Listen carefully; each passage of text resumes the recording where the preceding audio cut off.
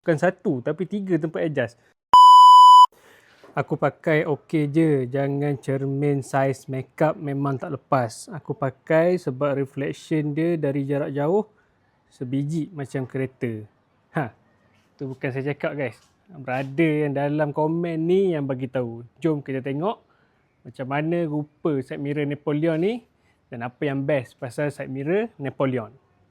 Ini dia side mirror Napoleon. Kalau korang nampak ni, dia cermin dia ada model yang cermin warna biru dan aku pilih memang warna biru sebab ada purpose dia. Sebab cermin biru ni dia lagi kurang silau berbanding dengan side mirror original.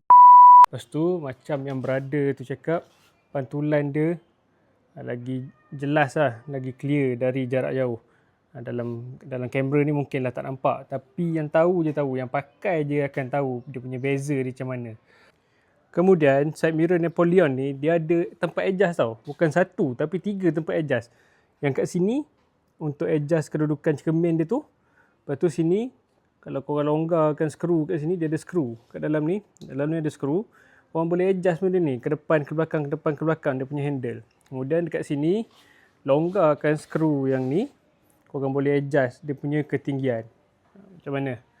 Nice ke tak nice side mirror Napoleon ni? Kalau rasa nice, korang klik dekat beg kuning, aku ada letak link.